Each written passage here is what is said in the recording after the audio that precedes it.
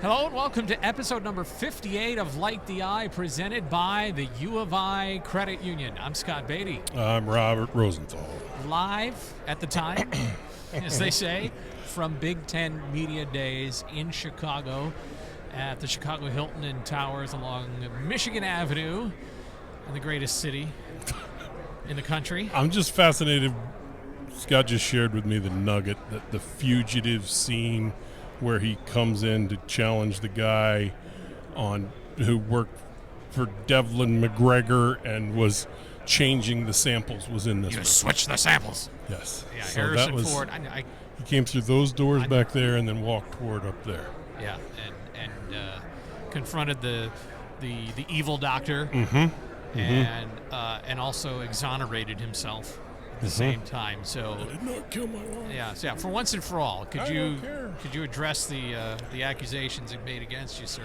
Yes. Anyway, yeah, obviously the football season is a little more than a month away, and this is always the summer mile marker of camp is around the corner, and then we will be playing football, and it's 2026, and we are in the heyday of Illinois football. And Light the Eye here in our 7th month or so, we are on the road once again. Yep.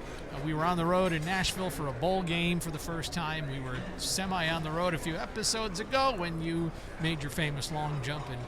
And now, this is perhaps the most buttoned up road trip for you. Buttoned up quite literally. Look at you, even in a long sleeve shirt. Sweating in a long sleeve shirt, I should add. Yes. The order of the day is to talk to the people who have made the trip for Illinois football. Secondary players Matthew Bailey and Juice Clarke. It almost sounds like I've made them sound like not important. You know, these are the secondary players. No. They are very important. They Defensive backs. They play in the secondary. Yes. And quarterback Katin Houser. We will have conversations with them, and then Bret Bielema, head coach, and athletic director Josh Whitman. And obviously we're recording these not all at once here together, that throughout the day as their schedule allows, and we'll piece it together here for the whole episode.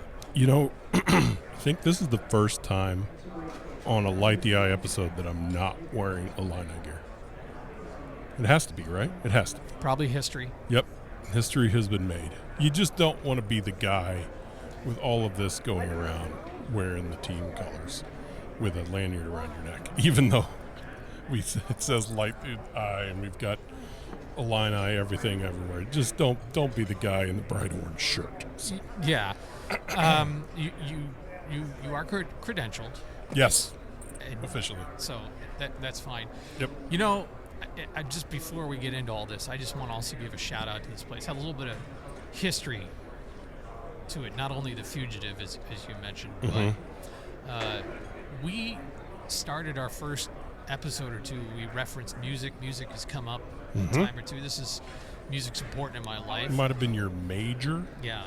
Well, this very hotel and this here very ballroom has hosted an annual band and orchestra clinic every year. It happens in December. If you're in the band orchestra world, it's the who's who, and from junior high school educators up through college and professionals. It's where they come to. And so I had my high school band in 1997 performed in here in this ballroom. And so it's just interesting to me how things come full circle. How nervous were you for that performance? I was pretty nervous, actually. Yeah? Because I just had an awareness of a lot of who's who was in the audience. Did you have any solos, any type of anything going on during the performance? I believe so, but I don't remember specifically. But I believe so. Somewhere there's a CD sitting in a box in our house. I was just impressed that you could find it on the internet of who performed here in 1997. It's amazing what they can do on the internet these days. That's right. That's right. Any other broad takes here or sweeps or moments here before we get into it? Yeah, I mean, I feel like the interviews are going to be everything to this episode. I do have one thing to say, and I want to just bring up our sponsor for a second. Like, we're here because, let's just be honest, we're here because we partnered with U of I Credit Union. Like, this is their support of us allows us to do these type of things. It's why they wanted to get involved. They care about Illini athletics like I care about Illini athletics. And I'm just so thankful that we can be here and we can have this equipment and we can do these things and we can sit down. And it's because of them. And I want to make sure everybody knows that they are a great partner for us that in agreeing to be our featured sponsor, our presenting sponsor. So before we go anything else, all of this is because of their partnership with us. All right, let's hear from the players and the coaches and the athletic directors. Here we go, episode number 58 of Light the Eye. Before we do that, Robert, there isn't one. Just want to hold this up. Do we have a flashlight? We could, yeah. Here, yes. And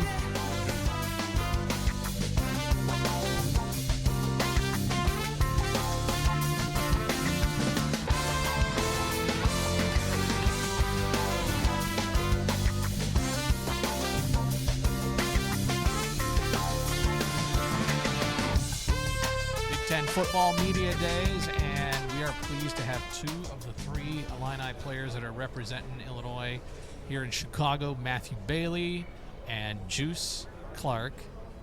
Juice, it's also on the roster now as Juice. No longer just a nickname if it's officially on the roster as your first name. Yes, sir. That's right. Last year the roster still said Jaheim, right? Yes, sir. Okay. Did you lobby for that? You can go ahead and bring that microphone up to you. Did you lobby for that, or you just say, hey, just make it Juice, or did they come? How did that work? The media team came to me and just asked me, do you want your name to be Juice on all the platforms? And I was like, yeah, why not? Because no one really called me by my first name. So when they said that, I was like, yeah, just make it Juice on everything. Where does Juice come from? Like, what's the history? What's the origin of people calling you Juice? It came from one of my high school friends. We was in high school one day, my ninth grade year, and I think it was after practice, and I think he knew my uncle, and he was saying like I look like my uncle and stuff because they used to like party together and stuff. I don't know why he's partying with my uncle, but he was like, yo, you look alike, and he was like, it's hard to pronounce my first name, so he was like, I'm just gonna call you Lil Juice. And then next week, like everybody in school was calling me Lil Juice. The teachers was calling me Lil Juice. You know, some teachers still call my name, but then it just stick. And then from my sophomore year on, it just. What about everybody your family? Called me Your Lil mom Juice. call you Juice? Well, my dad called me Juice Tone. That's what my Instagram was before. Okay, yeah. Before, but now he called me Juice. He be like, he called me because he's Jamaican, so he be like, yo, Juice. Okay. When he called the phone, and then my mom, she called me Juice too. Excellent. Yes, sir. So it's just you're gonna get on your driver's license soon. It's just toss Jaheim in the trash. You just Juice the rest of the time. I don't think I'm gonna toss my first name in the trash. I like my first name on like my IDs and stuff, but on my Illinois ID, like my student ID, it says Juice under. So that's great. Yes, sir. Oh, that's great. And for whatever reason, I think Orange Juice. I don't know if it's because you play at Illinois. I don't know if it's because you're from Florida. Yes, sir. But I've got orange.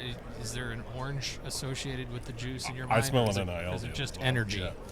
Is there a specific juice that goes with I really this? like apple juice, but orange juice is fine because I'm from Florida and there's a lot of orange trees in Florida. So I remember the first time I heard that cherry juice was good for recovery. This was like 15 years ago. Yeah. I was talking to a catcher who, is squatting all the time and needed help recovering the legs so he could be playing day for day in baseball. Yeah. Now it's like they're handing out. Do you guys take the cherry juices all the time for recovery? Yeah, before games they give us some options, and so if we want to. Yeah, it's supposed to be good for anti-inflammation. Yeah, that's exactly right. But I don't think cherry juice is what you're going for. No. Oh, I'm an anti-inflammatory. That's right. My mom has some in the fridge and she was like, it's good for recovery. And I was like, Mom, not drinking that. It is dark. Well, for both of you, congratulations. It's always a badge of honor to be named one of the representatives for the National Media Days because it means A, you play well, and B, you speak well. And so I'm just curious, when you were asked, I'll start with you, Matthew, when you were asked to represent, what was the feeling? It was something of honor for sure, like you said. It's something like a goal for me, being able to come here since my freshman year, seeing the guys during that time come and speak, and so it was awesome hearing Coach B. I think it was on the phone we were talking. It was during some off time, and so he had asked me, and obviously I'm super excited, so I jumped on it and said, yeah, of course I'm of course I'm willing to go. And then from there, it was just getting ready, getting prepared. Juice, what was the feeling for you? I agree with Matt. It was definitely an honor. Just seeing the people that was in front of me, like the past, like come here and represent the team. It was always something that I wanted to do when I got here. And out of the blue, I was coming back from training in Florida on like the break, like Matt said, and Coach B had gave me a call. I'm like, Coach B calling me at this random time. I'm on break, Coach. So I answered the phone, and he was like, they picked me to go to a Big Ten Media Day to represent our team. And then at first I was like, what? And then I asked him again, and he was like, they picked me. So I was like, it was a badge of honor. And yeah, I was excited. And then I just started smiling. And then he hanged up the phone, so I called my dad right away. My dad was pumped, and then my mom was pumped. So at that time, my dad was like, oh, you need a good suit. So then I know like what tie I was going to wear because we have the same tie. So Your dad has that same tie? yes, sir. Well, can we see it a little bit? Try it. So you got the old Illinois logos there. Yes, sir. It just shows like all the accomplishment from the school, like all the sports. You see the little trophy in the background, and I want it. Like I'm ready to. Like I'm ready to make an offer on it. Yeah, there it's one could of be a an kind. It's NIL not deal for there sale. for you. It's one of a kind. Yes, sir. Obviously, one of the biggest storylines coming into this season for you guys and for this football team is a new defensive coordinator and a new defense. Yes, sir. So now that you've had since the new year basically with Bobby Houck and this defense, first of all, Matthew, what are your impressions of Bobby Houck? Maybe what your first impressions were and how you see him now. Yeah, I mean, my first impressions were I was excited. I think that transition is always cool because you get to meet a lot of new people, and just being able to meet him and experience like the way he builds relationships, that was pretty awesome. And meeting him and meeting all the rest of the coaches was awesome. But the way he's been able to build these guys up and bring the new mentality of the team together and have an effort and just being a team of excellence is something that he's really good at. I think he's just really great at building relationships, and so obviously as a coach he's awesome. But that's something super special that you don't always get. Juice? I love Coach Hawk. I mean, he's definitely a great guy. He brings the light to the room. Every time he come in there, he has so much energy, and he remind me of Coach Parker a little bit, the corner coach. But Coach Hawk is super geek, ready. He come inside, like you're gonna have a great practice because Coach Hawk is like bringing so much energy. But I love what Coach Hawk is bringing. When I first met Coach Hawk, I was excited. We always excited, and yeah, we were just ready to meet him and get to work. To be honest. Going into camp here, it's kind of been discussed over the summer that the secondary, a lot of you guys know each other, have played next to each other. It's a new defense, but you all have a familiarity with each other. And in front of you, the linebackers and linemen are going to be different and maybe guys in different roles. Do you feel like, I'll start with you, Matt, do you feel like the secondary is kind of like, hey, we're the experienced guys, we're the leadership on this defense? Like, how are you approaching this thing? Yeah, 100%. I think since we've all played together and we've been here for a while, I think that we all have those relationships to kind of spread the word when things need to be talked about or the leadership aspect that you had talked about. I think that's something that we've kind of taken on. I think X is in that, me and Juice, and so obviously that there are other players like James Kreutz and Ish Kante who have stepped up, and but I think that we've been here the way that we've been here and the longest, helping establish that standard that we built here at Illinois to the rest of the squad is kind of been. Yeah, what are your thoughts on it, Juice? I'll just say, as older players, we know the standard, so just upholding the standards and just making sure like the new guys and the younger guys meet that standard. So just like bringing everybody along with us. So like just like Matt said, the leadership with me, him, Zay, James Kreutz.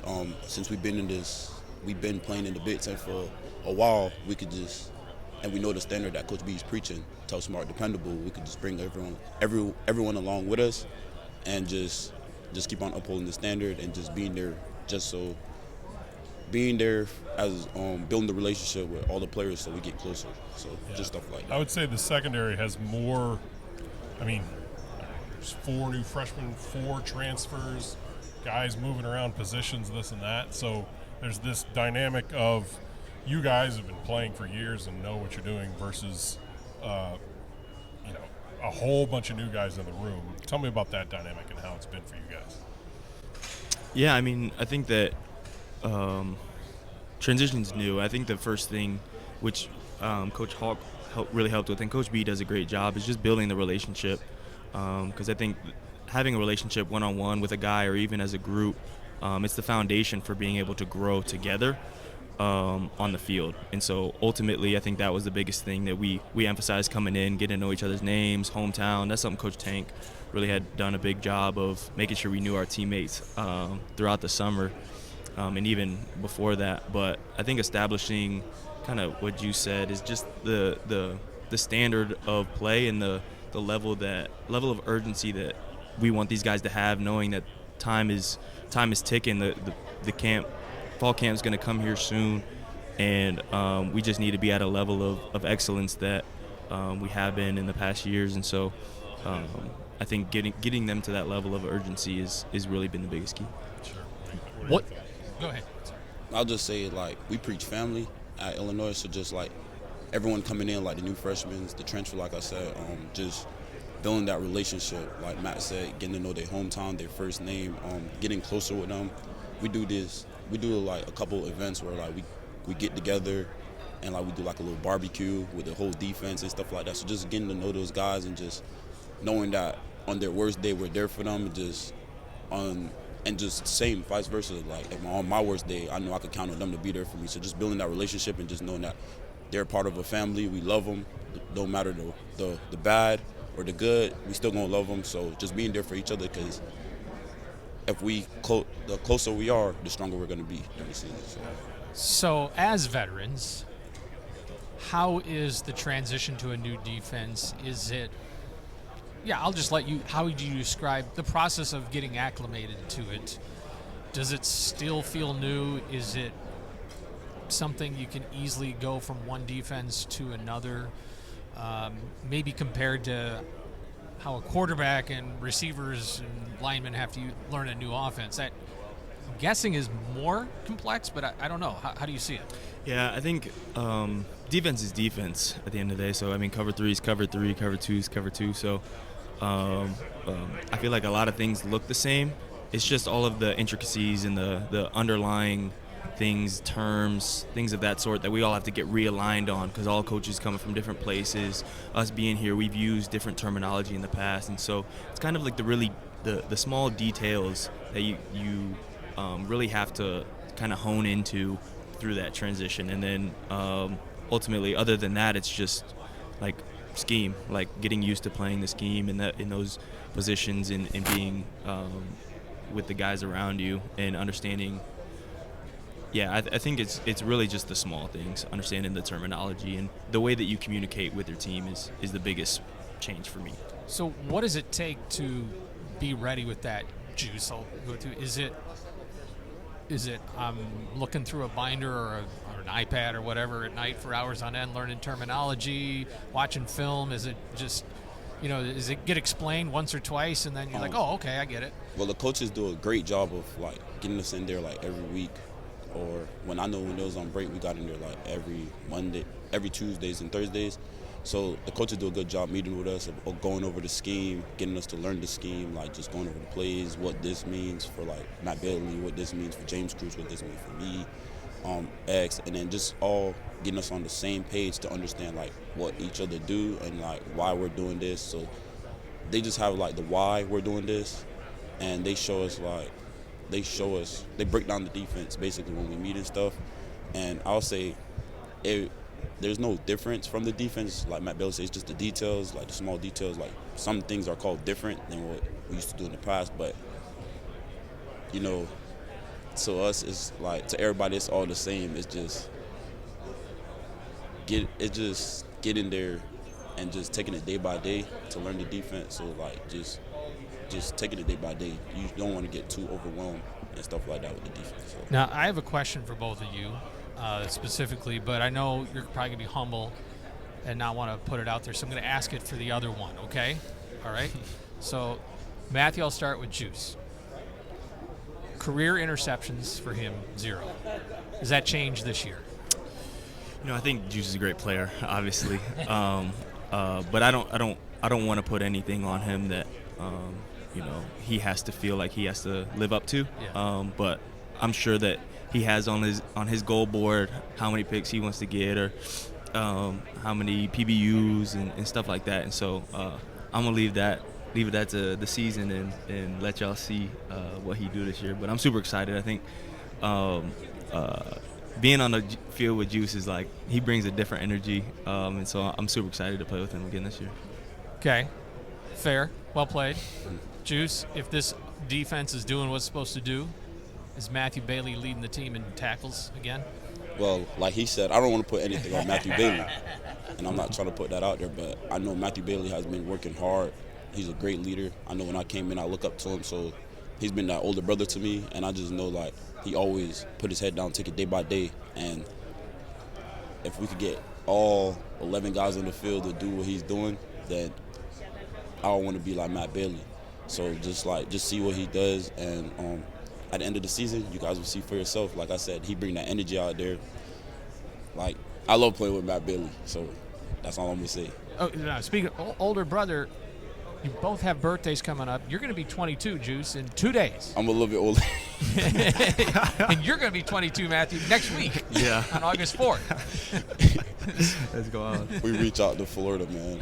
Florida, we start school late in Florida, so it's... Yeah, this is your 4th year. Yes, sir. And this is your 5th, right? Yeah. So, but you're both going to turn 22 here Yes, within sir. a calendar week. It's crazy. All right, I want to go back to the Citrus Bowl for a second because I've always wanted to ask you this question, Juice. So the famous dust up, whatever, the sidelines got heated, the coaches got heated, it's this famous story. You have this unique perspective on it because you were the player on the ground injured that led to Coach Bielema coming over there and led to the sidelines yapping at each other, and then it really got heated and everybody started to walk toward the middle and everything else. So I'm not trying to get any inside scoop. Yeah. I'm curious, just from your perspective. I mean, you're injured. You're just trying to hey man, that tackle hurt kind of thing. Yes, sir. What was your awareness of what else was going on around you as you were there, on the field?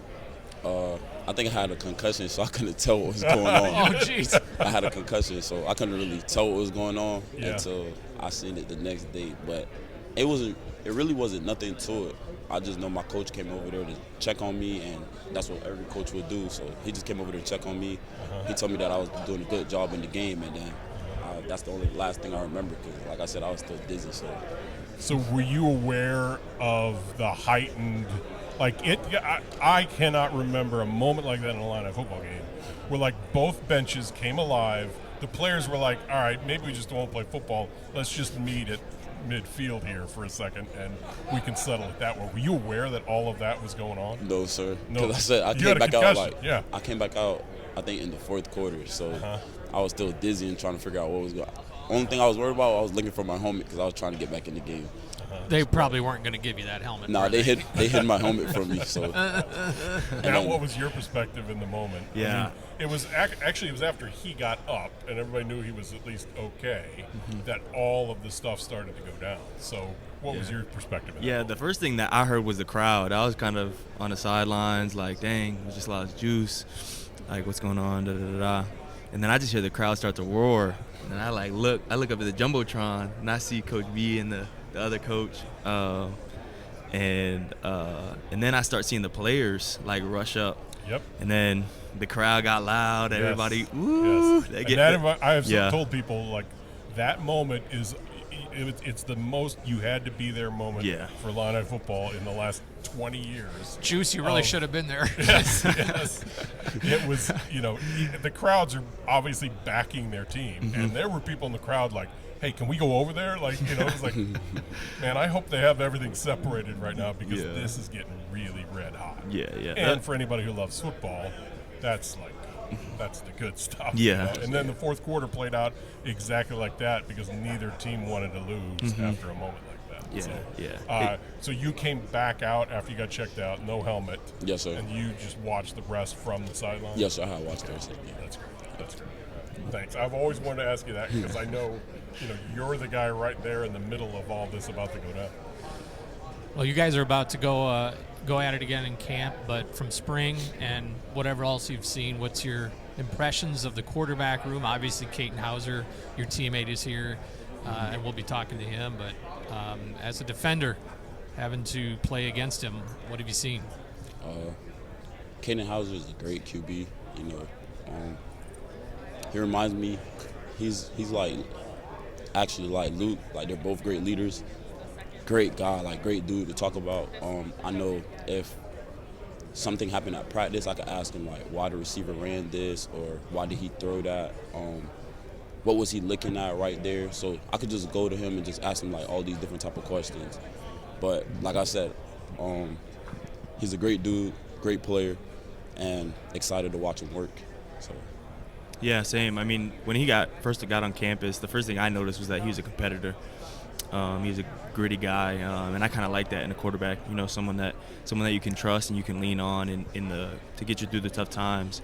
And so I think watching him through spring, he was awesome, obviously. But I mean, like there's so much that he has the potential to do. I think he's like. Obviously, we haven't gotten into the season yet, but I'm super excited for him and his opportunity being here to show his face and to let the Atlanta Nation know who he is. I'm super excited for him.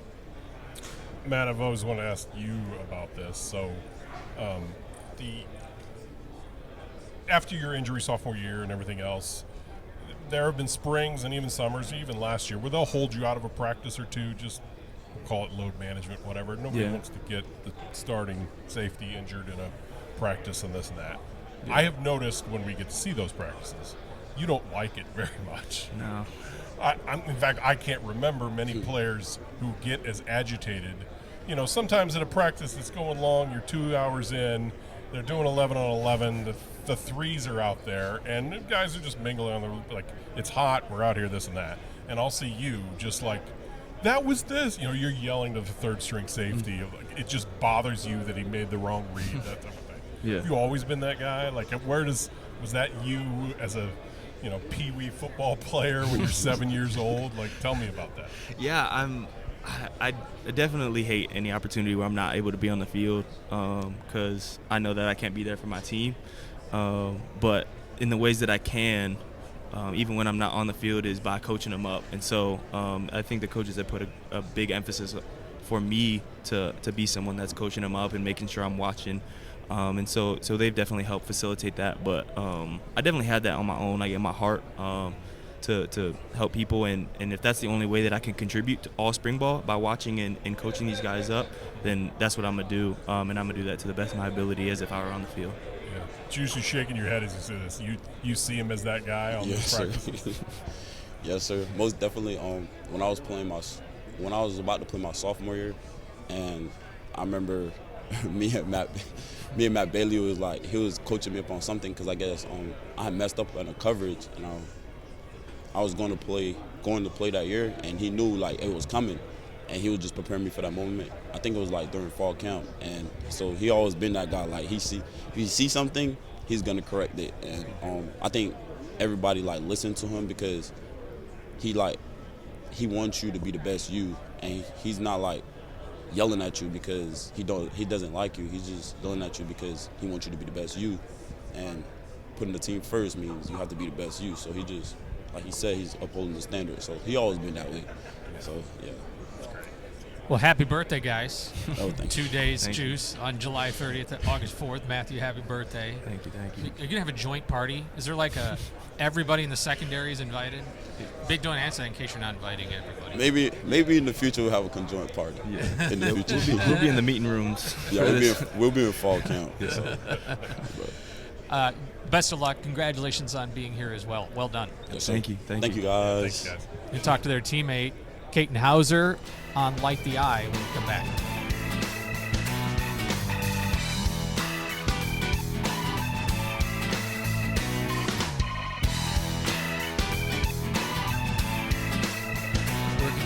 Media Days coverage here on Light the Eye from Chicago, the Hilton Towers, and Illinois quarterback Katin Houser is here with us.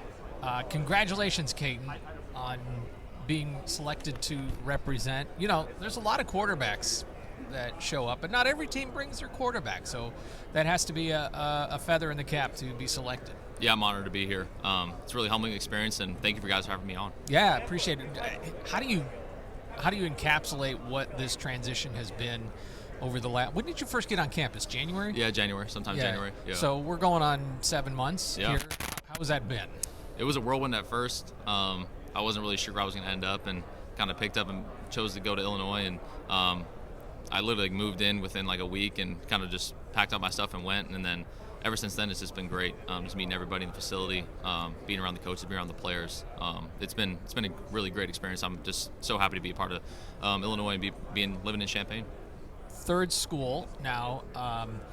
Does it feel like I know more what I need to do to be ready to go on September 3rd for that first snap of the year? For sure. This is my 5th year playing. So I've had a ton of experience, different places, different conferences, back in the Big Ten. I kind of know what I need to do to get ready. I understand my process and really honed in on my routine and understanding what I need to do to get ready for a game. So I feel really confident in that aspect, yeah. Is there, I don't know how, nothing replaces the game, right? Nothing will replace whatever you do and learn in game 1, week 1, and week 2, etc. But is there something that sort of accelerates it all for you to get ready to that point? Not really. I don't try to look too far into the season. Like right now, we're at media days. I want to be my feet are right here, and then we got camp coming up. So I just really want to focus on where I'm at right now and trying to get better, closer with the guys, building that chemistry, and getting ready for the season. Back in 2023, when you were with Michigan State, I'm trying to think if I have my years right. You would have been in Champaign for that windy game. 22. 22. Okay. Yeah. Yes. So, what were your impressions, or what was your knowledge of Champaign before you, became here? Like, you just got there on that one. Winds were like 40 miles an hour that day. Yeah, I mean, it was just crazy. I mean, I'm a freshman. I wasn't playing, but I'm traveling with the team, so it's a really cool experience to be able to travel with the team. And we're playing Illinois that week, and I'm like, okay, we're going to Champaign. I don't know where Champaign is. We get off the plane at Willard Airport, and I'm turning, I'm like looking around, it's just like cornfields everywhere. I'm like, all right, where are we? And then roll to the stadium. It's this awesome stadium. We go out, and then it's like, okay, it's going to be one of those games where it's windy and cold. And I always tell the story, but our game plan that game was to not throw to Sidney Brown. And I remember that first play of the game, our quarterback throws a pick to Sidney Brown. Yep. No. Yeah. First play. Very first play. And then you got Spoon on the other side, so we're like, we're not throwing to the guy either. So ended up a crazy game, wind, cold. I was just sitting there freezing on the sideline, but that was my first impression of Champaign. Was I thought the stadium and the environment was really, really cool. I didn't really see much of the city, honestly. We went to the hotel and stayed in the hotel, but the whole environment, the whole game was a really fun Big Ten game for me. It's just always been funny to me that from your first, Champaign is known for wind, right? Like there's no mountains to block any of the winds. They're going to come across the prairie and they're going to scoot through that stadium, and that was probably the biggest wind game of the last 5 years. Did that? Quarterbacks have said before, hey man, it's hard to throw with this. You really got to learn, first quarter and third quarter, I'm putting this much on the ball, and opposite for the other quarters. So when you started conversations with the coaches and everything else, did any of that affect you, or were you just looking for the right fit for you? Honestly, I think it's a good thing, because I think in the NFL, when you're traveling and playing different games, especially like later in the season when you play those cold weather games and windy games, like it just preps you for that moment. So if I ever have a chance to go to the NFL, like I think that would prepare me for the moment. So I actually take that as an advantage, like being able to play in those cold weather games, playing when it's windy. I think it's a really cool experience. I don't try to look too much into the wind, because I feel like I'm just have to go play, and I'm not going to worry about it. I can't really change how I throw because of the wind. Like, it is what it is. But I'm still learning. We go and throw in the stadium a couple times, just kind of get used to it. And honestly, don't try to look too much into that. Just going to go play my play and not worry about it. That scoreboard might have something to do with knocking down the wind now. Yeah, I was going to say, hopefully it blocks it. I saw that you organized your own mini camp, I guess, out in California with you and some of the receivers. Yeah. Is that typical?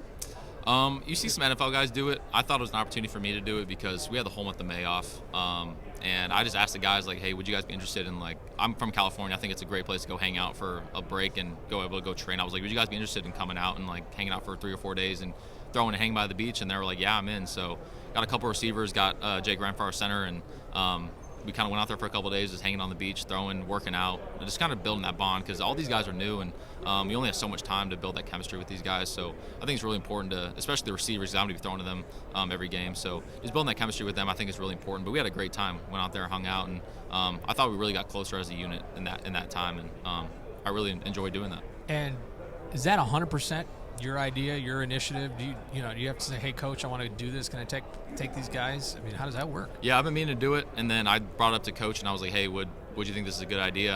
And he was like, yeah. And then we kind of talked about like who I would bring and how it would be like and what their input and stuff like that. So it was definitely like a mutual thing where the coaches agreed that this would be a good decision, and I kind of planned it all out, talked to my parents and figure out how I'd do it, and it worked out. I thought it was great. Football is such a timing, and he's got to know where you're going to drop that ball and precisely how it looks, and how his break and his routes and all that. How long does it take?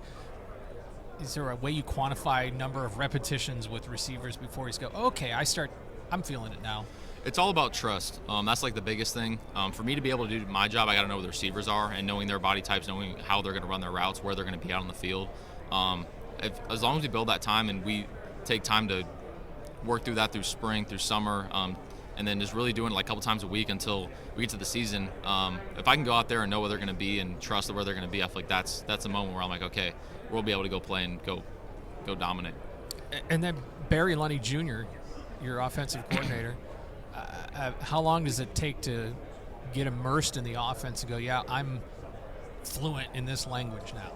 Not in just the terminology, but I mean I know what is trying to be accomplished here. Yeah, I think it's towards like fall camp. I feel like spring I got adjusted to the plays. It's the same plays, different names, so that's like changing the words of some things is different. And then understanding that, and then going to like the finer details of certain routes and scheme and stuff like that. And then eventually when you get to fall camp, you kind of put it all together and you really understand what he's trying to accomplish. And I feel like now this is a time where I'm meeting with him, and we're trying to really dial into the finer details and stuff and trying to get a full understanding of the offense. So it's getting close for sure. So in the new way that college football works, someone like yourself, you have 1 year left. You had a great season at East Carolina. I think most people would even be discussing, like, this is probably somebody's going to move up a level and this type of thing. How did you approach it with 1 year remaining? Of like, you looking for best fit? You're looking for, I want to, how can I showcase the best? Are you looking for, where's the offense I want to play in? What was your approach to the whole transfer portal season? Yeah, I mean, I wasn't sure kind of what path I wanted to go down. I think the most important part of me is I wanted to go win. I wanted to go play against really good competition, and I want to go win games. I want to be a part of a culture of like-minded people, people that think the same as me, that want to go win games and take a positive approach to playing, and then all the other stuff will take care of itself. Like me showcasing, that wasn't really a big deal to me. If we go play and go win and do well, like that'll take care of itself. So it wasn't about me like going and taking a step up. Like it wasn't about that. I just wanted to go play in really good competition in the Big Ten, and go to a team with a coach like Coach B and Coach Lunny, and coaches that really work to develop me and get me to be the best I can be. And then as long building the guys around me, around the team. So yeah.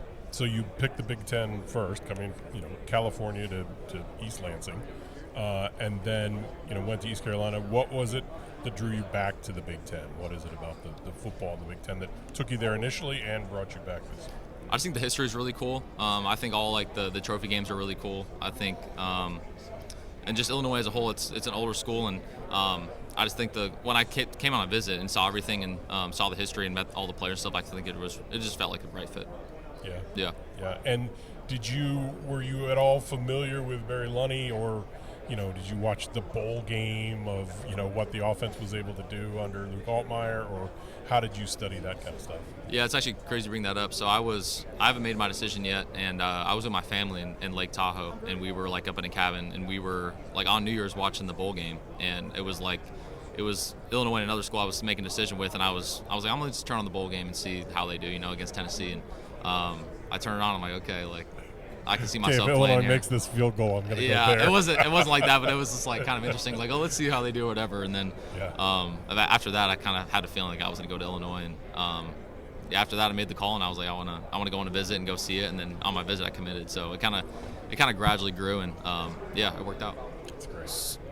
So one thing that, maybe you saw by the film of The Last Drive, and you obviously watched it, but even the in-helmet communications and everything, that is the end of 3 years of a one quarterback with an offensive coordinator, and you can see just how the alignment is there. And obviously that's what you need now with Barry Lunny Jr., but do you take, hey, I want to do this, and here's how we need to approach this, or is it more, I'm the new guy, and this is day one, so I understand the coach is the coach and the player is the player, but quarterback's unique.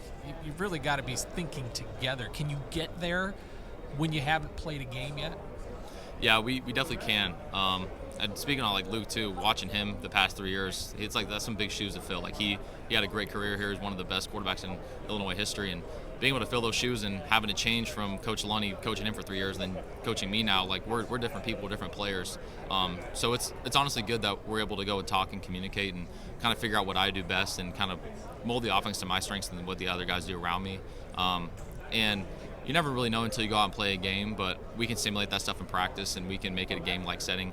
And I even say sometimes Coach B even makes practice harder than the game sometimes. Like the stress and the pressure he puts on the quarterback during practice and some of the periods that we do is very simulated like a game. So I believe that meeting Coach Lunny in the meeting room and going up to his office and speaking with him, and then also displaying that on the field, I feel like we're growing to that part. We still have a lot to work on, a lot to grow on, a lot to build on, but I feel like we're growing towards that point where we're going to feel comfortable in the game. But can you also look back? Yes, Luke obviously had a tremendous career here, but you look before that, what they did with the year with Tommy DeVito, and before that, the first year with Brandon Peters and Art Sukowski. I mean, this coaching staff has done well with the one-year guys like yourself. Yeah, there's no doubt that they're able to develop a quarterback, and that was so enticing to me because just seeing even what they did with Tommy DeVito in 1 year, that's something I'm like, okay, I got 1 year left. Like I can go and try to get a shot to go play in the NFL or something like that. And just talking with them and seeing their development, I think that's something that they take pride in, and that's something that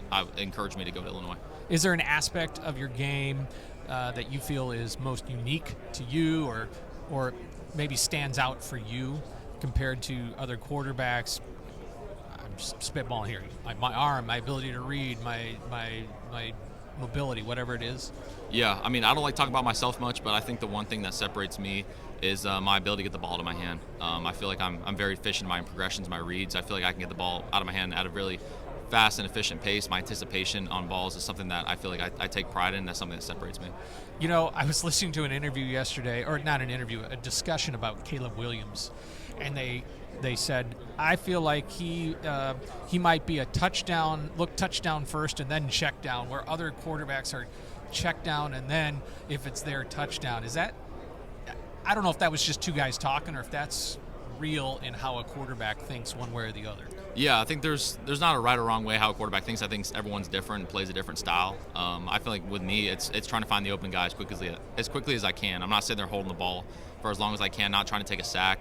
I'm going through my reads. If I find an open guy, I'm going to throw it. If not, I'm going to try to make something happen, throw it away, or try to keep it ahead of the chains. I'm not going to try to run around and make some crazy plays and try to take a sack. Like I'm trying to be efficient with the ball and put it in the playmaker's hands. You mentioned Tommy DeVito year, and he talked that year that it was kind of the culmination of his career. Like at Syracuse, he had injuries. He had gone, back and forth with kind of a co-quarterback kind of thing, and then he was benched, and then he was the starter. But then this year, his fifth year was like, okay, everything now is coming together as I envisioned it. Do you see the same? Do you approach this season the same way? I mean, it's easy to do that and look at that, but honestly, I'm trying not to look in the future and see like, okay, I'm looking at all my years and trying to put it together this year. I just put an unwanted stress and pressure on myself. I think I just take 1 foot forward and put it in front of the other, and just trying to get better every single day and focus on the guys in the locker room and build that chemistry. I think the rest will take care of itself. And how do you feel in the quarterback room with the other quarterbacks there, and with Carson and with a freshman like Michael Clayton and everything else? Tell me how you guys have gelled. We have a great room. It's only 4 of us in there, me, Carson, Michael, and our new guy, Dane. I think we're a really tight-knit group. We're all growing to get better every single day. We're competing, but it's not like any animosity or any bad feelings towards each other. I think it's a good, healthy competition throughout practice, and we're all trying to get better. And we're even hanging out outside of practice. We're going to Smith Burger and hanging out and getting some meals after practice. Like, I think it's a really tight group. I think we're really close, and I can't wait to get to fall camp and be with those guys and just get better every single day. And we're going to be in the building all day for like a month, so it's gonna be good hanging out with those guys and leaning on them. Do you look forward to that in like a camp setting of like, a lot of guys talk about that as you're a week out from camp, like, okay, just get me on the field, give me 14-hour days, I'm ready for it. Yeah, for me, it's my 5th year, so I've already gone through it, and I'm like, okay, I love camp, but I'm ready to go play a game. It's funny because we got like these 2 freshmen that we're like, okay, you guys ready for camp, and they have no idea what's about to come. It's gonna be funny being with them and having to work through that with them, and it's gonna be cool. I'm excited. Katin, thank you so much for spending some time with us. I know there's a lot. You've got experience under your belt, so this is not necessarily new, but there's a lot that comes at you in this position. So we really appreciate you spending some time with us, and we wish you the best of luck. Yeah, thank you for having me. I do have one more question. Okay. You're from California. Yeah. You mentioned Tahoe. Okay. I'm going to Tahoe next week. Oh, wow. With my entire family, I have 4 kids, all grown. They have 7 kids. Oh, wow. So I have 7 grandkids. Tell me, here's what you got to do at Tahoe. Like, tell me we're going to be on the California side. You're south or north? North. Okay, We're going to be just outside of Tahoe City is where we're staying. So up kind of by Truckee in that corner thing like that. So just give me your Tahoe sales pitch. Man, I don't know. I mean, I only gone in the winter to go skiing, snowboarding. So I go to South Lake, I go to Heavenly, I go to the ski resort. Sure. They have the tubing, all that stuff there. I haven't really gone in the summer that much, but I mean, the lake is beautiful. You go on the lake, get a boat or something like that. Like that's the best time you'll have. So I mean, I can't talk enough about Tahoe. It's a lot of fun. Love it. We'll do it. I can't remember. I was there a long time ago. One of the mountains there, you ski down one side, you're in Nevada. You ski the other side. It's cut right in half. Yeah. It might be Heavenly. So I can't remember what it is. Yeah. All right. Appreciate it. Yeah. Thank you guys so much. Appreciate it. That's Katin Houser, Light Behind.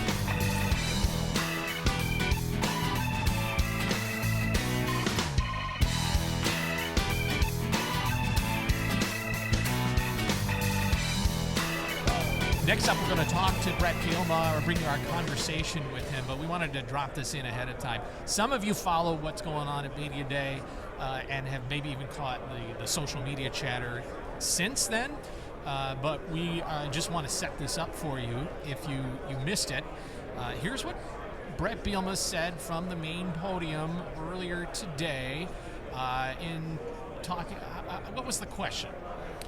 I don't remember the question because he ended it just by talking about Greg Sankey and everything else and mentioning how things went. Well, that's right. We'll play the clip. I don't think it was prompted by a question. Yeah. Yeah, he was just talking about the changing world and the things here, and of course, there's always the Big Ten, SEC, what have you. And there are people in this room right now who are here just to get that one quote and get it out there. So Bret Bielema made a quote. Here it is, and we want to bring you this just so you have the context, because then we will talk to Bret Bielema about it. This is what sort of went viral, as things inevitably do at a media day. Yes. The growth of this league to get to where we are now. I spent a couple of years in the SEC, was with Slive, and then transitioned to Sankey. And I just think about it now. Everybody's going to have opinions, and obviously they're going to draw the Big Ten, SEC, and all that goes around about that. But to sit in the room with both of those guys, I think with Tony and the vision and experience that he has, and to be in the room where Sankey, I know he's got to protect the SEC, and they kind of want to live in 2005 forever. But I think the forward thinking of where we are in college football is an awesome thing. Stuart Mandel with The Athletic. Bret, you just said something earlier about the SEC wanting to live in 2005 forever. Can you just explain what you mean by that? Well, I think I just made the headline, right? Well, I became a head coach in 2006, so I was going back before I was a head coach purposely. And I think what I'm saying is, like, I went to the league, I went to the SEC, and it was a completely different league, in my opinion, than the one I was in the Big Ten prior. And just with basically the two biggest things, the biggest components are the transfer portal and revenue share, or NIL, however you want to describe it. When those two elements came into college football, the whole world changed. I mean, it's overly obvious to say that, but I think anything to predate that is just a different time in college football. It just is. And it's also really hard. I said this point to someone earlier, so back when I was in the Big Ten the first time, we were going through this renaming of our league. I think the eventual winner was the Leaders and Legends. I don't know how the hell we got there, but regardless, I remember we were in these conversations, and I was with Coach Alvarez. He was obviously our AD, and we did a comparative study over 20 years, and I believe they looked at the last 50 years up to that point. And of course, 50 years' time, Wisconsin wasn't anywhere in the mix. But in the last 20 years, when we took that data, the only other team that had won more games than Wisconsin was Ohio State.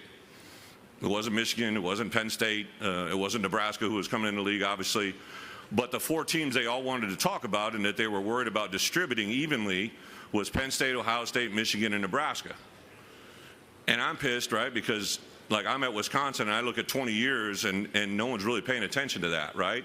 And Coach just said to me very plainly, said, don't worry about things you can't control. You can't change people's 50 years of history in the way they think. I also had that revelation when I recruited a young man, Yelda Verholt. He was from Denmark. And Yelda was a foreign exchange student in Ohio. I offered him a scholarship, and then he went on a tour, and I was at Arkansas, and we hadn't won anything at that point. I was in my first or second year, and he went to visit us, but then he went and visited Alabama, Florida, Ohio State, Michigan, all these premier programs, and he came to Arkansas, in my opinion, because he wasn't blinded by the 50 years that he didn't know, or the 18 years he had been alive on this earth because he had been in Denmark. Right? He wasn't blinded by the things that he had been told or learned. So I just kind of take that in a way that, it's a different world, man. The last 3 years, the quarterback I have now, we would not have gotten if the world was existed 5 years ago. I know that. Neither would my left tackle, my left guard, my center, and my right tackle wouldn't be here playing for me. Right? And you go around to every team, and the rosters have changed because of those two components, the transfer rule and revenue share. It's a different world. Anything beyond that is nonsense. That's where I'm coming from. Like the eye from Media Days in Chicago continues. The head coach of Illinois football is Bret Bielema, and he joins us now. Thank you so much, Coach. Welcome to another Media Day. Thank you. Great to be here. I made the point on the big stage. I came here in 1991 as a player, actually in the same hotel. That would have been before The Fugitive was filmed. So actually, I met Kirk Herbstreit in line for the first time in my life. He was checking in at the hotel. Really? Yeah, for Ohio State at the same time. And they did not want you to speak as a player. Is that right? Is that what you said? Well, no, they said nobody does. If you came in back then, it was just a big, I don't know if it was this room, but it was just a huge crowd of a massive media. They were all seated. I remember that.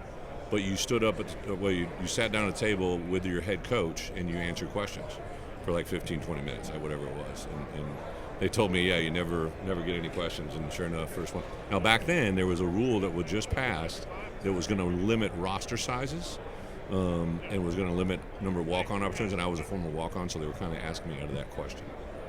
Well, I don't know if you coach your players to say, hey, come to Media Day and make some headlines, but you've made a headline or two today speaking from, and to me, all of a sudden I see it's kind of catching a little bit there on social media that you said the SEC is maybe still living in 2005, and to me, when you explained it, I felt like, well, that's nothing you haven't said before, at least to us around Illinois. All you're saying is you have different resources at your disposal now in this world of college football. It's a completely different game. It truly, to manage, coach, and build a roster, it's just a completely, literally this year when we signed Dane, we literally became one player over 50% of new players. Dane Eisenmenger you're talking about? Yeah.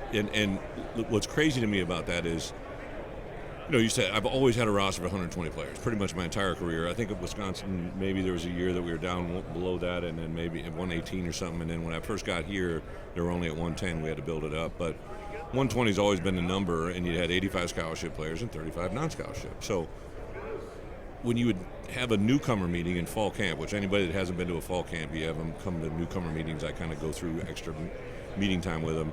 It's usually 15, 20, maybe 25 people, right? I'm going to have 52 or 56, whatever it is, in this meeting. It's just crazy. Yeah. Well, go ahead. But Yeah. Look, I'm a fan. Like I'm at media day, but I'm a fan. When you say stuff like that, I have a reaction of like, finally someone is saying it. I'm online arguing with SEC fans. I'm not even that guy who's like, go Big Ten. Right. I'm on fan. Like, it's just different now. Like, trying to get people to understand, they're quoting, number of NFL draft picks in the 2020 draft or whatever. I'm like, okay, that was 2020. Yeah. We are in a completely different world now. Completely. So it's, yes, you had to poke the bear a little bit. Yeah. I'm sure you had fun doing that. But you explained it well, that this is really that kind of thing. Robert, I honestly promise you, like, I did not go up there with that intent, right? Like, I was actually trying to build a bridge, Sure. I think, in my lifetime, I've been fortunate. I was in this seat as a head coach in this conference when Jim Delaney was here, and Jim was an incredibly talented commissioner, but he would just kind of come in and read you his decisions and then leave, right? And, like, there wasn't, like, motivation or leadership or anything. Like, Tony is an incredibly engaging leader, right? Like Josh is an incredibly talented leader in a different way than a coach as a AD. I was in the SEC when Slive retired and Sankey took over. I was literally one of the guys that said to the football group, like, how can we get Greg Sankey this job? He deserves this. He's good. And I think he's extremely talented. I was going down the road of, hey, these two guys together are about as good as you could hope to make this work in this world we're in college football. And then I just said one little 2005 comment. It needs to be out there because something has to jar the conversation differently. Because, there's this whole SEC media days, as the Eli Drinkowitz quotes of, well, it's just because the Big Ten doesn't play, all these excuses. No, the whole thing has changed, and people need to understand. Well, that quote is just misinformed, right? Like, I was told that they were mad because when they made the decision to jump to 9 games, they didn't know that we didn't play another mandated, like, which we had for a long time. Until 2024, So I think the other one that people are just missing a boat on, like, you can't do math with this, right? Like, there are going to be 8 teams in the SEC that I guarantee are going to have one more loss. Yes. Because they're all playing each other. Yes.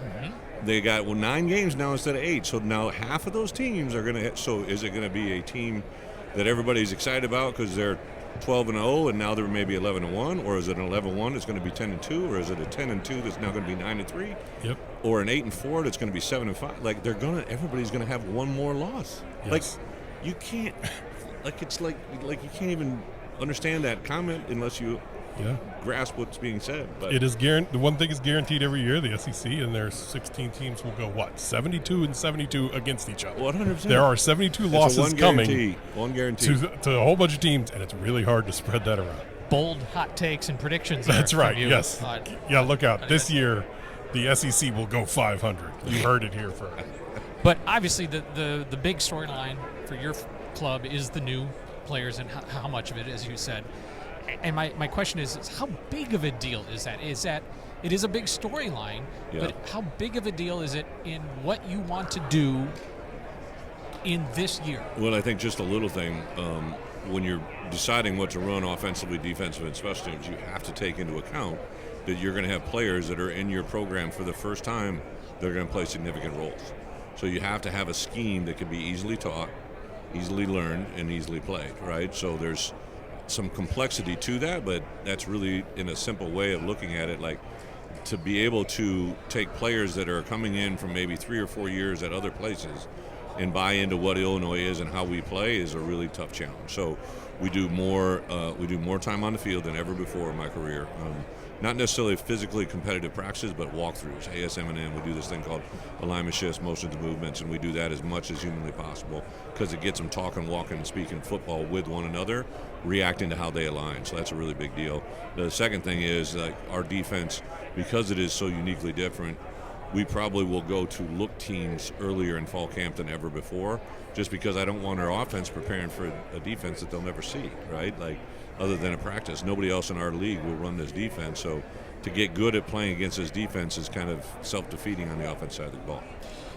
I heard you mention that, and it makes makes me want to clarify that a defense that is easy to bring in, easy to teach, I should say, doesn't mean it's simple or easy to decipher or scheme against. No, as a matter of fact, so every year I meet with our players twice a year, once in January, once in June, right? And I brought in every player in June after they had been home during the month of May to do their 4 weeks of discretionary. And almost to a T, every defensive player talked about how their June installs were so much easier and simpler than they were during the spring, because they now heard it the second time and they can see the complexity of this defense isn't in the calls, it's in the way that it's seen. So they can group things together and learn it quicker the more they hear it. So that's something that's been really good for me, because this fall now it'll be the third time they go through, which will be even better. The way that it's seen by the opponents? Yep.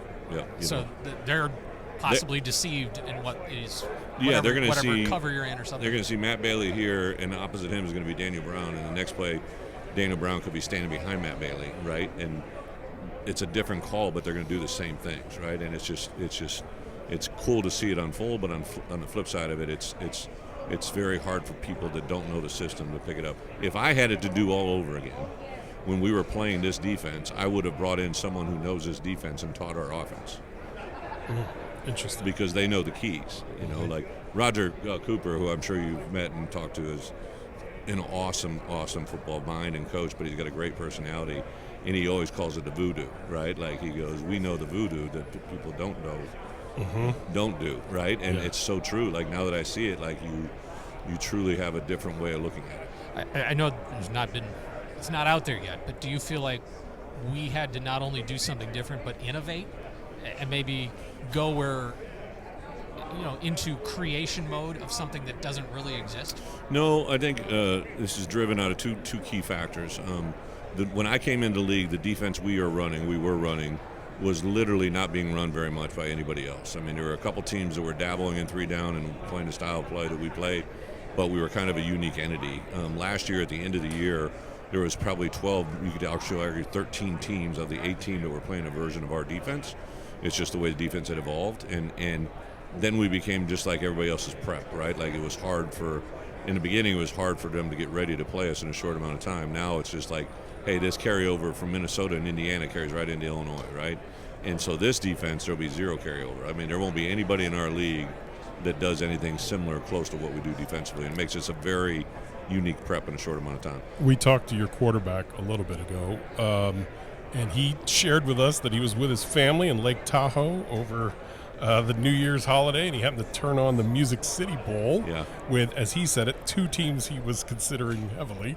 And so it's a pretty good thing you won that game, huh, Coach? Yeah. Like he said he had a feeling watching that game that this was going to be the team for him in the offense. And we do a lot of things intentionally that probably the outside world doesn't know, right? But Pat Pearson, who I think the world is literally one of the most blessed social media content people I've ever been around, he came up to me before the bowl game. He said, hey, we would like to record the headset communication between Barry and your quarterback, right? And I'm like, okay, like end of year, there's not going to be much carryover. I'm like, I have to get final approval on it, and Pat said, Coach, this thing goes the right way, you'll love this, right? And I'm telling you, that's probably been one of the coolest things I've ever, it was. Because I hear that all the time. Sure.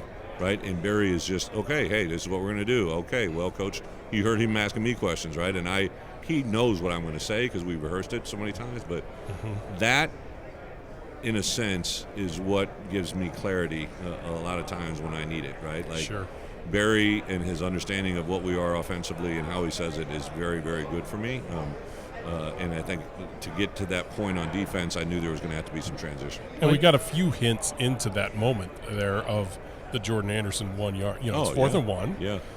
You can kick it here. They get 2 minutes left. What do we do? If we don't get it, they can kneel it out. Yep. So what's the plan? And it was a great peek into how things go. Yeah, when we took that drive, you couldn't hear what I was saying. Yeah. Right. I guess actually you could. I think you could say, because you heard me say some things, but I literally, when that drive started, I said, hey, I would like to take this clock to 0 and kick it on the last play. Yep. I literally said that, right? And that's exactly what I kind of called, right? So that scenario you're talking about, on first down, I told Barry we were quattro. right? So on first down, he knew that we had 4 downs. Now, we still had a decision to make when it was 4th and 1 if we wanted to kick a field goal or not, but that was a no-brainer for me. And that social media piece showed the alignment between the coaching staff and your quarterback, right? You see him nodding. Yeah. So now the question is for Katin Houser, and your track record shows with Tommy DeVito and others, but you can't replace 3 years of experience, I would imagine, that you had with Luke Altmaier. Talent aside, can you microwave this at all with Katin Houser? I was really impressed that he got some guys together, took them out to California, had a camp with them on his own initiative. Yeah. But is there anything that helps this process, even though you haven't had a snap yet? You know, Scott, an obvious answer to that thing is that people don't. Yes, I had 3 years of calling a game with Luke, so Luke is gone, but I'm not. Yeah. So all the things that we learned about calling a game with a quarterback in that moment is now part of my coaching history, right? So yes, you lose the player, but you don't lose the memory of what you did with him, right? And not every player. Katin's a completely different quarterback, mentally, physically, everything than Luke. Luke would get a little pissy now and then, right? But I think Katin, in my opinion, it looks like he's just going to kind of be okay, right? Like he might grit his teeth at you a little bit, but he ain't gonna, get feisty. Luke, you had to deal with your little moments with him, which is actually what made. I understand that entirely. Which makes it great. Like that's part of what makes. But you had to learn that about him, and I would tell you, 9 times out of 10, it was a great thing once you learned how to interpret it. Coach, we know you've got to get going, so we just wanted to thank you for taking some time. I know this is a crazy car wash for you today. It's good, but I tell you, I was getting off the elevator early this morning. Adam Zuckerberg was getting off, and I saw him, gave him a hug. And to me, these moments, these relationships are awesome, right? Like we get to do it once a year. And I kind of have this day where I can kind of just say, okay, that's behind me now. I don't have to do anything until we have media day, the second week of camp. So appreciate what you guys do. I know that everybody that comes on your podcast enjoys that moment and have fun with it. So I appreciate what you guys do for us. Thank you. Appreciate it. Good luck, Coach. Thank you, Isla. Thanks. And Bret Bielema here at Media Days of Chicago.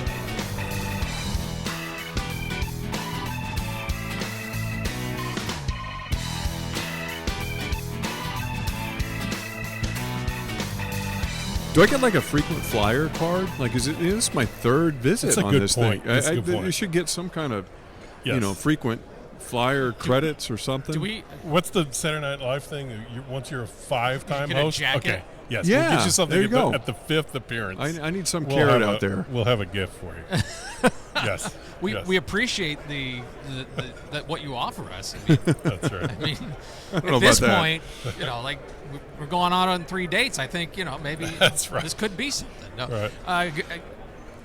Congratulations on here we are at another Media Days, and you've been to a few of these now, which means you've got some clout in the room, probably a little bit, and some experience here in the room. When you walk in, I see reporters want to make sure they get in with you and see what you're thinking about things. Yeah, I don't know if I have any clout, but I've certainly been here a lot. Yeah.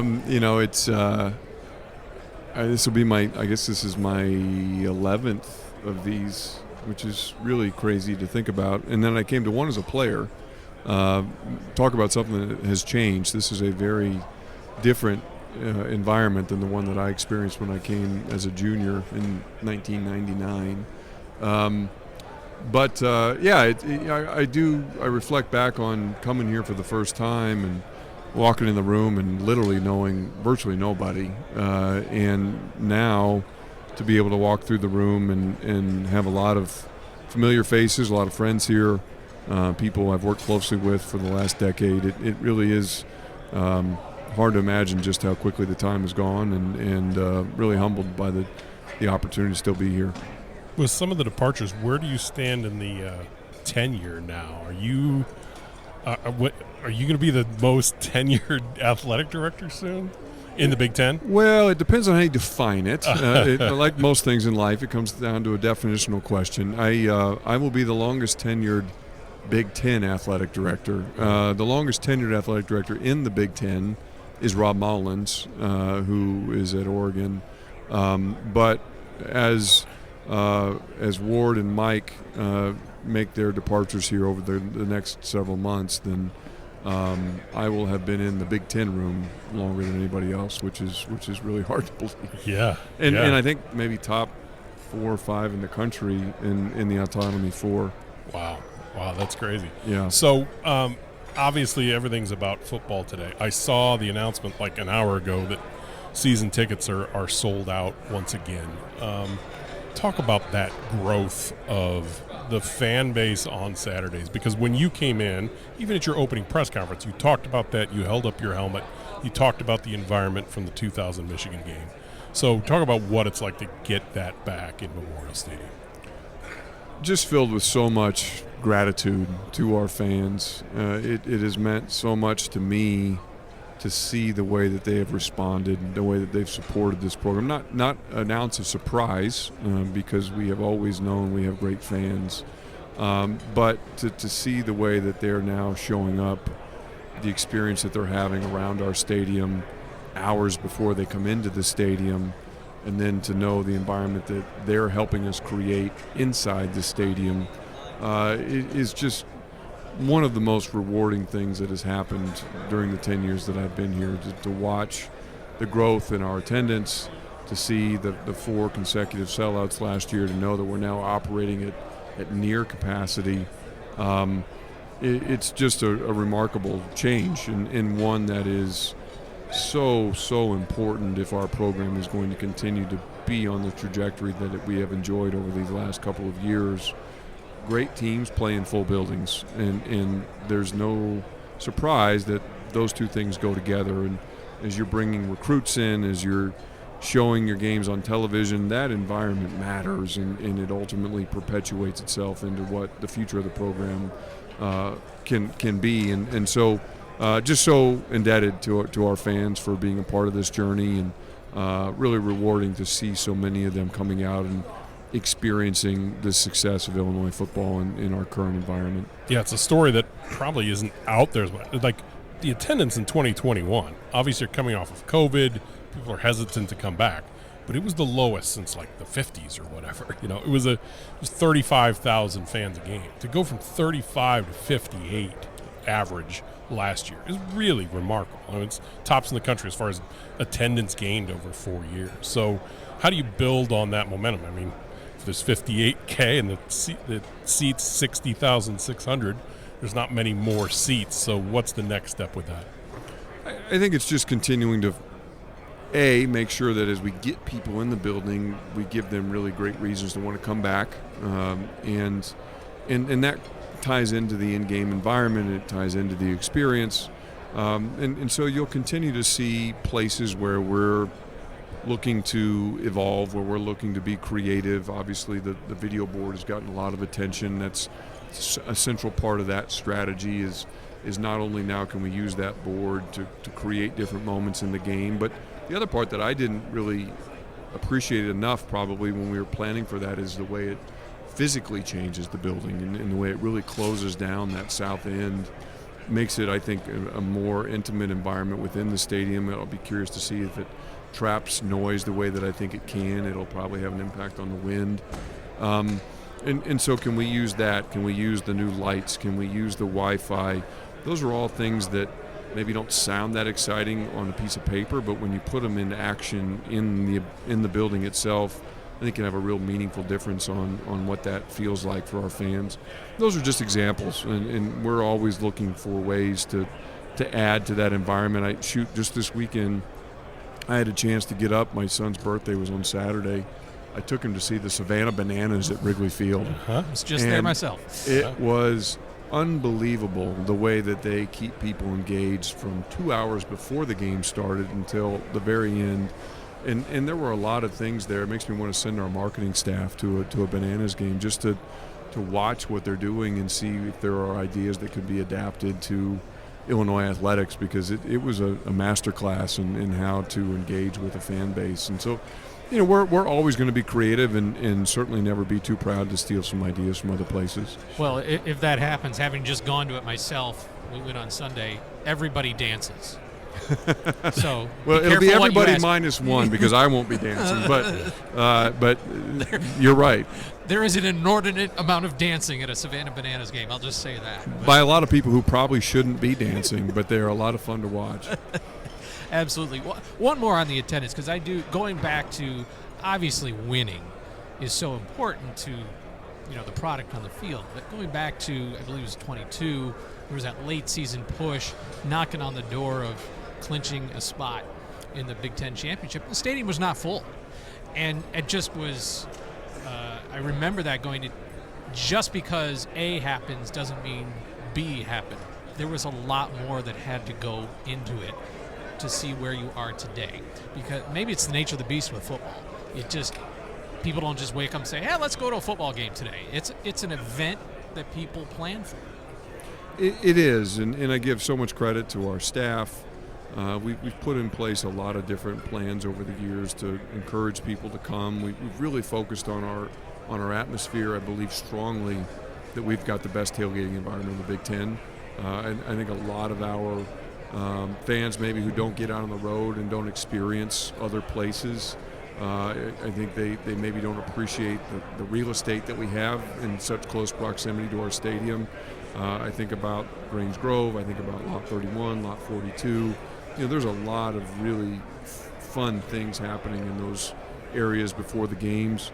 And then now you're able to add in bringing a Fox Big Noon kickoff to and put that into the mix twice last year. You're able to do some things with other in-game elements. I challenged our staff growing up. When we would travel as a family, my parents would always buy these travel guides, and they'd say, "Okay, we're going to New York City. We're going to go to the bookstore, buy a travel guide. Here are the things you got to do at New York." We'd do that every time we went anywhere.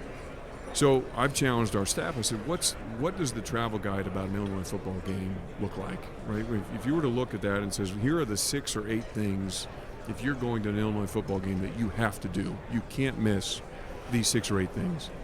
And so what's on the list already, and what are the things that we want to try out and potentially add to the list? And I think that's been a really productive way to think about it. We've made some changes. And we'll continue to try things, and we can't be too proud to axe those things that don't work and try something different. And that's a fun part of this process. For the football season coming up, a unique spot here. This is going to be the first time in program history coming off 2 very successful seasons, and now you have a lot of a new roster that's coming from the portal. The way you build the roster is different than it was the last time Illinois had 2 back-to-back really successful seasons. So as you sit from your chair now looking at where things are at, how do you see it? Well, I think our coaches have done a great job, from Coach Bielema to Coach Underwood to Coach Green on down the list. I think of adapting to the new environment. They are elite competitors, and they are going to, instead of spending a lot of time wringing their hands about what they wish would be, figuring out ways to make the best of what is. And that, I think, has been such a defining characteristic of our success over the last couple of years. Our coaches have proven to be highly adaptable, looking to find ways to take advantage of the system as it exists in that moment. And certainly the construction process of this year's football roster was no different. And as coach and our staff set out to build this year's team, and it really is, in this day and age, it's almost a year-to-year construction process. You're going to have some continuity. You're going to have some players who come in as freshmen and work their way through, especially in football. But we all recognize that you're going to need to fill holes on a year-to-year basis. The place you do that is in the transfer portal. And so, as I've said in a number of different settings, this environment, and we can all sit here and take our shots and consider what's happening around college athletics, it's hard to argue it's been good for the University of Illinois. We have been a distinct beneficiary of the transfer portal, NIL, rev share. Our success has coincided with a lot of these changes becoming available, and I give a lot of credit to our coaches for the way that they have leaned into those opportunities. I asked the question earlier of Juice Clarke because he was the player who was injured in the Citrus Bowl when Coach Bielema went out to talk to him, and there was some words sent his way from the South Carolina sideline and everything else. And then Matt Bailey shared where he was during that moment and what it felt like on the sideline as the intensity ratcheted up. As a former football player, and I've talked to a couple of former football players who were in the crowd that night who were like, I was ready to go down there and just be part of the sideline energy. I just wanted to live it. Were you up in the booth? Or up in the box? Or were you down on the field by then? Like, where were you experiencing those moments in the fourth quarter? Yeah, I was up in the box at that point, but I went down quickly after that. Yes. If you need me, I'm here, Coach. Yeah, it was. That was certainly memorable for me, as it was for all of our fans. And yeah, I mean, those are galvanizing moments for a program. You don't know when they're going to happen, but they create stickiness. They have a memory to them.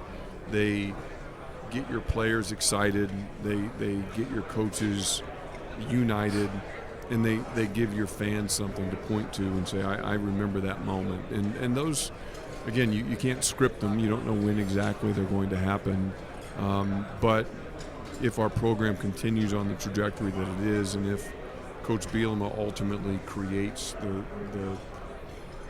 the legacy here that I know he's capable of, I think that's a moment that we will all point back to as being like, I remember that. Sure. That was kind of a turning point for this program in terms of our confidence, our swagger, in the way that we were going to go about building things from that point forward. As of last season, I'm curious of your moments. Again, as a former player, you know what it's like to run out of that tunnel and this and that. Have you had a specific moment of looking around a sold-out Memorial Stadium or a entrance to the field or a fourth quarter or a moment like that's like, man, this is it. Like, it's here. Like, we all talked about this for so long of having this environment back. Do you have any specific moments last season that come to mind?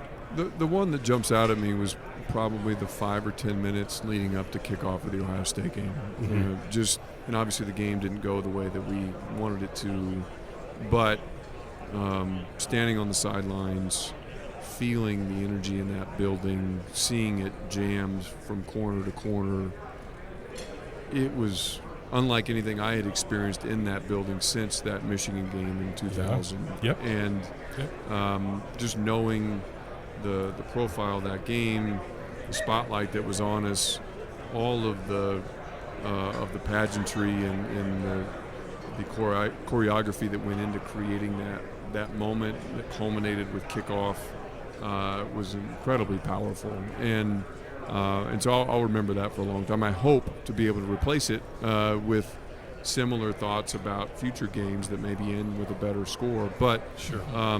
But I think it certainly, for me, was reaffirming of what is possible with our fan base, with our program. And now we just have to continue to push for ways to make sure we're in a position to win those games. Sure. Just over a month to this, a little more than a month to the start of the season. Everything on schedule with scoreboard and all the other things that are coming to Memorial Stadium or fan experience. Yeah, everything's on schedule. I had a chance yesterday to be up in the press box, and I saw the board from that perspective for the first time, and it's big, and it, you're basically going to be looking at it at eye level from up there, and they had it on. It's plugged in now. The power works. They're I don't think it's just I don't think it's like the cord that you got there, but switch it to HDMI 2. Exactly right. You got a Roku stick too. Yeah. But our staff is working every day with that right now. I challenged them when we made the commitment to install that board that you don't go buy a Ferrari to drive 50 miles an hour on the highway. We need to make sure that we're prepared to drive this car fast, and we want to make a big impact coming right out of the garage. And so they're having a lot of fun with it. We're excited about that. But everything's on schedule. The light standards are going up. It's been cool just to see. If you're anything like me, I kind of the old light standards just sort of blended into the building. You kind of stopped paying attention to them. They'd gotten pretty big and cumbersome over the years. We'd attached some satellite towers to them and some cell phone things. And these new ones are much more streamlined. They're thinner. They're smaller. it really is nice. It was cool. I'm guessing, Robert, you might have had the same thought just because I know the way you think about some of these things. But, when the stadium was without lights, it was the first time that it had been without light standards in who knows how many years, right? 70, 80 years. Yeah. To kind of see it the way that it was originally intended and built without having lights on the towers was really pretty cool. I really thought that was a pretty powerful image, and I'm hopeful that we took some photographs of that to capture it, because I don't know when the next time is that'll happen. You could sell off the individual lights. Like, Robert would probably hang one in his house. I would make that the chandelier over the dining room table. Kidding me? The new studio lighting. That's right. Anything else you think it's important for folks to know as we get ready for football season? No, I think just how grateful we are for their continued support, engagement. Looking forward to another fantastic year. Soccer will be the first one out of the gate, as they always are. I think August 12th is their opener. And, of course, they had a great first year under Katie Holteen, got off to the best start in program history and set a pretty high bar for herself. But she's been a fantastic addition to our staff. And, of course, volleyball will get rolling in Huff Hall. This will be Chris Thomas's 10th year, I think, which is hard for me to believe. Fall 17, I think, was his first year. Yeah. So I think this would be, because this will be my 11th year, and I only missed 1 year with Kevin Hambley, and so I think it's 10 for him. So looking forward to just getting everybody up and going again, and want our fans to continue to come out and support these student athletes, and looking forward to another great year. Yeah, I should also congratulations on your contract extension. And we were talking in one of the previous episodes when that news came out.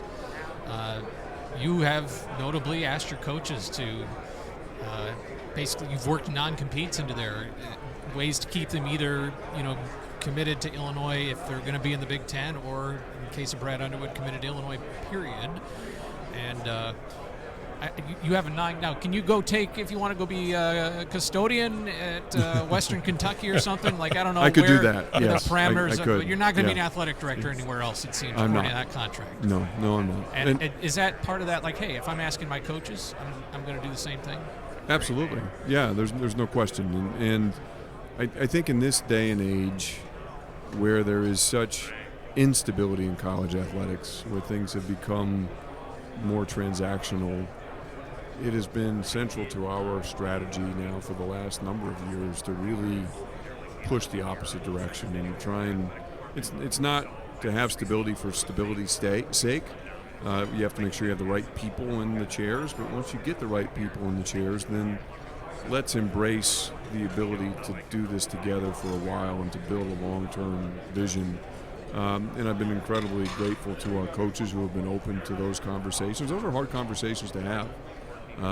Those contracts are unusual in college athletics. And as the conversations around my situation started, it was important for me to be prepared to do that. And actually part of the story that maybe isn't as well known is I actually amended that part of my contract last fall. And so put that in place, just a minor adjustment. And then just kept that in the amendment as we work through this most recent revision. But there's nowhere else I want to be. I want to see how great we can make Illinois. I don't want to go start over and rebuild relationships and build a new team. And some people like the build process. I've loved the build process, but I've loved the build process for the place that I love the most.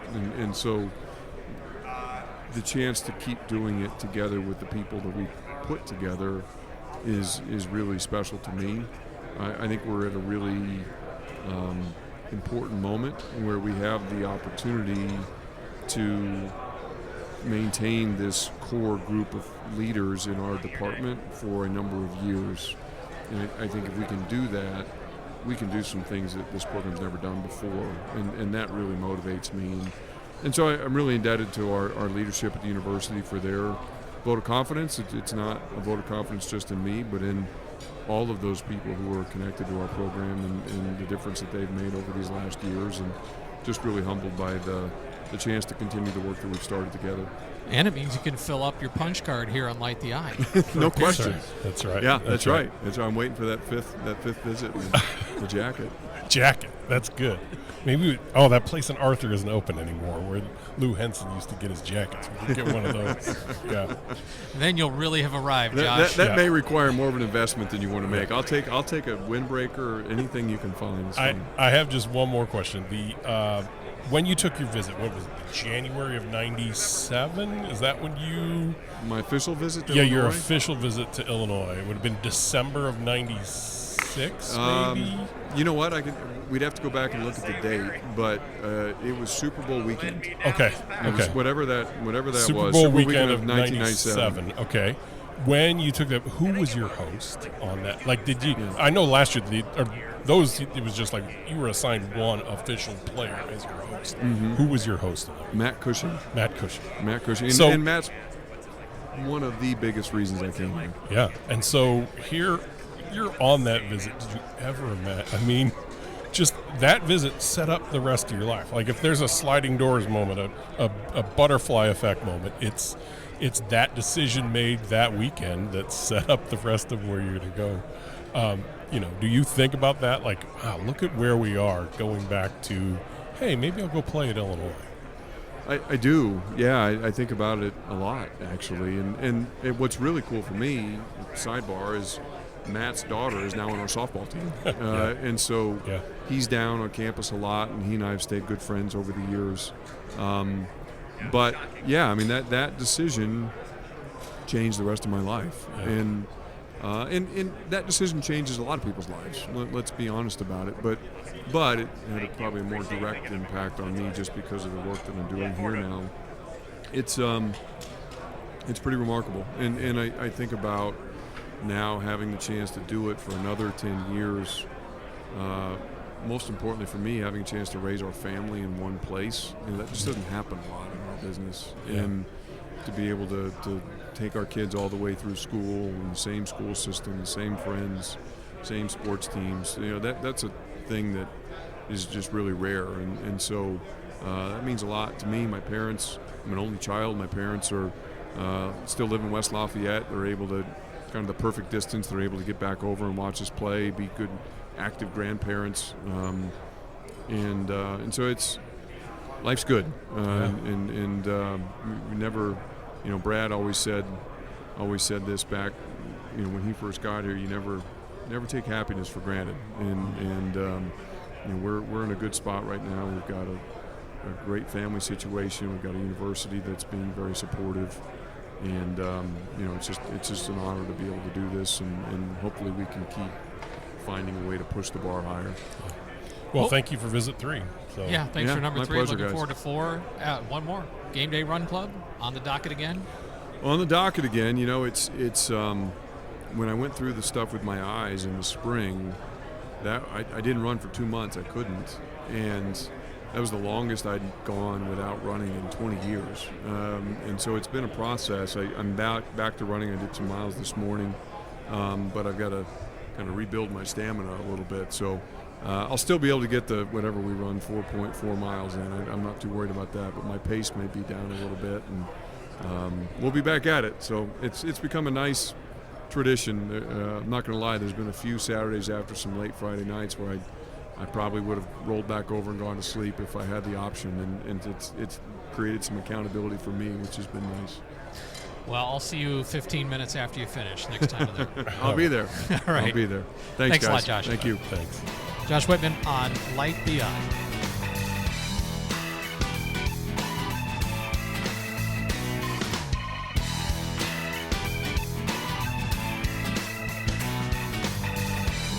Thanks to all our guests for making time here on Light the Eye.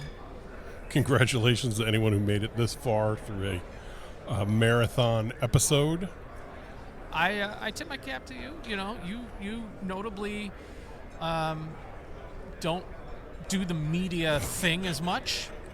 Am I? I can button up when I need to button up. I'm not all just long jumps and tripping into sand pits. Yeah, you can actually do real content. I can actually do my job. Yes, exactly. I saw that Arizona State University is offering a new major, and this is 100% true, a new major in content creation. Really? Yeah, and so I thought of that, and then I was like, if we just do a cutaway right now to the long jump, this is serious work we're doing. It is serious No, work. but in all of it, I mean, maybe you tell me the thing that maybe stood out to me the most, and ask Beal about it too. But just this defense is by design going to be something that is hard to prepare for because it hasn't been seen much. Yeah. It's a variant whatever, and that they wanted to be able to easily plug players into when they come into from the portal. Yep. And so I just hadn't heard that idea around it. Like, oh, this isn't in strategic. We got to a point where our defense was too known. We have to do something different. Yeah. What we're building was easy to prep for. We became easy to prep for. Yeah.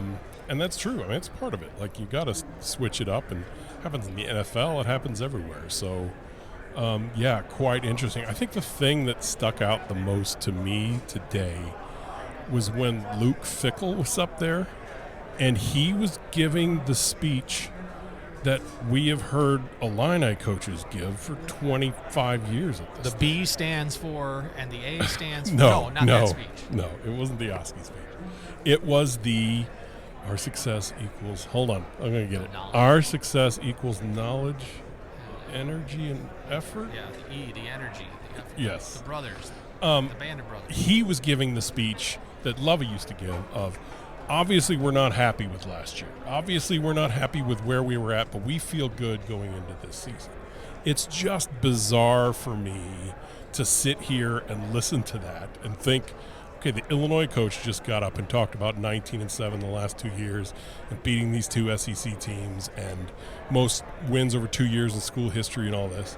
And the Wisconsin coaches, obviously we're not where we want to be, feel really good about the players we added in, rah, we can go, we're going to do this, here it comes.